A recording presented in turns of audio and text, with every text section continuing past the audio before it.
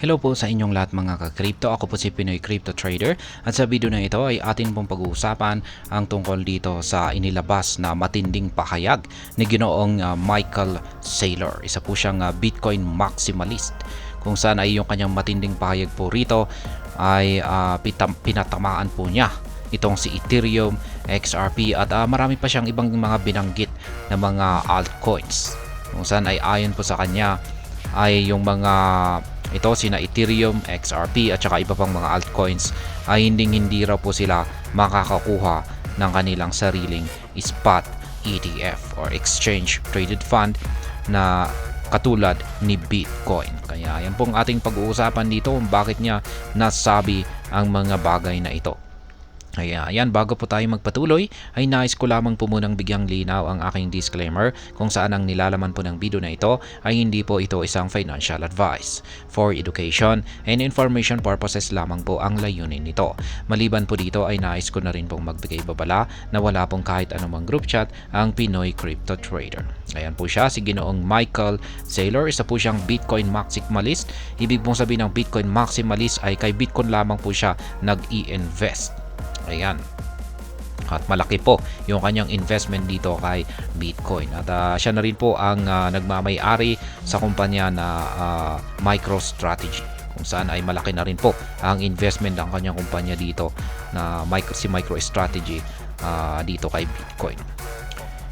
Ayan, pero yung mabigat po na kanyang sinabi rito ay yan, pinatamaan po niya yung ibang mga altcoins pagdating po sa kanilang application sa spot ETF kung saan ay malabo daw po silang makakuha rito na di tulad ni Bitcoin. Ayan, MicroStrategy founder Michael Saylor issues negative prediction for Ethereum and other altcoins like XRP and Cardano, says will not be wrapped as a spot ETF. Yan po. Isa po itong negative na prediction mula kay Ginoong Michael Saylor na si Ethereum at yung mga ibang mga altcoins katulad ni XRP at saka Cardano ay hindi raw po sila makakakuha ng kanilang sariling spot ETF. Ayan, at nandito po yung kanyang paliwanag. Saylor fires shot at Ethereum, XRP, BNB, ADA, and Solana. Ayan, yung mga top altcoins po natin yan. The famous Bitcoin proponent speculated that United States Securities and Exchange Commission will not approve any Ethereum spot-based exchange-traded funds applications this summer. Ayan. Hindi raw po ma-approve ngayong summer. Ngayong mismong buwan ng May po yan, yung palugit. Hanggang sa katapusan po yata ng May, malapit sa siguro nasa mga 20, base po sa pagkakaalam ko ay nasa mga May 24 po yata yung deadline ng US SEC na i-approve yung mga applications ng mga ETF dito. Yan, yung particular po yung Ethereum ETF. Yan, pero mukhang i-deny po ito. Kasi yan na nga, naglabas na rin po mismo ng sariling pahayag ang US SEC na tinuturing po nila itong si Ethereum na isang security. Kailangan pong ma-regulate. According to him, after the SEC denies these Ethereum ETF applications, it will become evident to everyone that it is not a commodity but an unregistered security. Ayan. Pagkatapos daw pong, ayon po sa kanya, ayon po kay Ginoong Michael Saylor, ay pagkatapos daw pong ma-deny or i-deny ng US SEC ang application ng Ethereum ETF, ito daw po yung magpapatunay para sa lahat na itong si Ethereum ay hindi raw po isang commodity kundi isa po itong hindi registrado na security. Kaya kailangan po nila itong ipa-register. Yan. At ma-regulate ito ng US SEC kapag ganyan po ang kanyang kapag ganyan po itong si Ethereum. Furthermore, Saylor criticized other crypto assets including XRP, Solana, Binance Coin, and Cardano, describing them as an unregistered crypto asset securities. Ito po yung mga ibang mga altcoins na kanyang binanggit dito. si XRP, si Solana, si Binance at saka si Cardano. Wala rin daw pong pagkakaiba ang mga ito kay Ethereum na mga unregistered crypto asset securities. Kaya malabo po na sila ay makakuha ng kanilang spot ETF. Kaya yan, buti na lang at wala po dito, di po niya binanggit si Shiba Inu. Yan. Kasi itong si Shiba Inu ay napaka-decentralized po kasi niya. Kaya mas mataas po talaga ang posibilidad na baka maunahan pa ni Shiba Inu na makakuha ng ETF itong mga altcoins na ito. Kaya baka maunahan pa niya si Ethereum. Kaya yan po ang maganda rito kay Shiba Inu. He noted that these altcoins will not get their spot ETF and are unlikely to gain mainstream adoption among institutional investors in Wall Street. Kaya yan, dagdag pa ni Ginoong Michael Saylor dito ay malabo raw po na ang mga altcoins dito, na kanyang binanggit dito, ay malabo daw po makakuha ng kanilang mga spot ETF. At hindi po sila makakaranas ng mga institutional adoptions mula sa mga malalaking mga institutional firms na tulad po ng Wall Street. Ayan. Saylor heaps praises on Bitcoin. Ayan. Pagkatapos po niyang maglabas ng negative na prediction sa mga altcoins na may kaugnayan sa ETF, ay pinuri naman po niya itong si Bitcoin. At syempre, yan ang kanyang ginagawa kasi Bitcoin maximalist po siya. Talagang yung pinapaniwalaan po lamang po niya rito na magandang investment asset ay si Bitcoin at wala nang iba.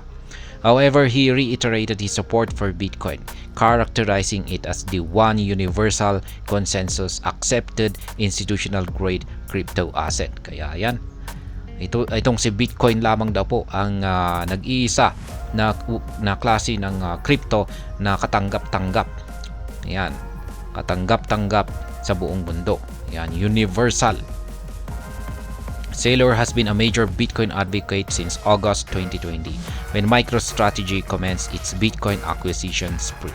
Nagumpisa po na maging isang Bitcoin advocate itong si Ginoong Michael Saylor noong taong 2020, buwan ng August. Kaya ayan.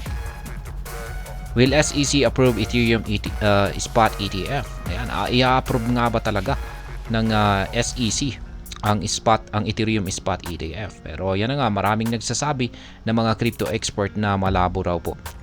At sa tingin ayon po sa kanila ay madi-deny po ang Ethereum spot ETF.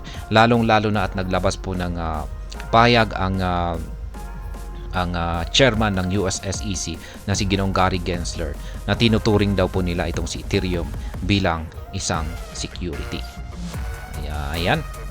Larry Fink, CEO of BlackRock, believes that an Ethereum ETF could still go live even if the SEC classifies it as a security. BlackRock is one of the companies vying to launch a spot ETF for Ethereum. Ayan, isa pong ang CEO daw po ng BlackRock na si Larry Fink ay siya po ay naniniwala na kahit na ituring ng US SEC ang Ethereum bilang isang security na kailangan pong ma-regulate, ay ang BlackRock pa rin daw po ay ilalabas pa rin po nila ang Ethereum ETF. Ayan, magla-live pa rin po sila or magla-launch pa rin po sila ng ETF ni Ethereum. Kaya ayan. Pero sa bansang Hong Kong ay nag-launch na po sila ng kanilang sariling Ethereum ETF. Nitong mga May 2 po yan. Pinagsabay pa nila Bitcoin ETF at saka Ethereum ETF yung kanilang inilabas. Kaya yan, pero dito sa bansang US ay mukhang medyo di pa natin alam, pero mukhang alanganin po talaga ang Ethereum ETF base po sa mga inilalabas na pahayag ng US SEC. Kaya medyo alanganin po. Kaya pero hindi pa rin natin alam kasi hindi naman po natin masabi kung ano talaga yung magiging desisyon ng US SEC dito. Kaya hintayin na lamang po natin.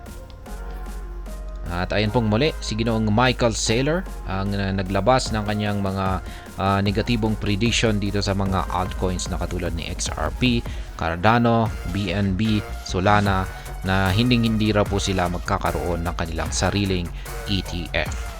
At ayun, hanggang dito na lamang po tayo sa video na ito mga ka-crypto. Sana po ay inyong nagustuhan ang aking paliwanag sa video na ito. Kung inyo po itong nagustuhan ay pakiclick lamang po ang like button nito. Para naman po sa mga bago lamang dito, kayo po ay aking inaanyayahan para mag-subscribe. Pakiclick na rin po ang bell icon nito dahil ito po ang siya magsisilbing notification nito sa mga bago kong videos na akin pong ina-upload sa aking YouTube channel na ito. Marami pong salamat sa panonood, ingat po tayo lagi at God bless po sa ating lahat.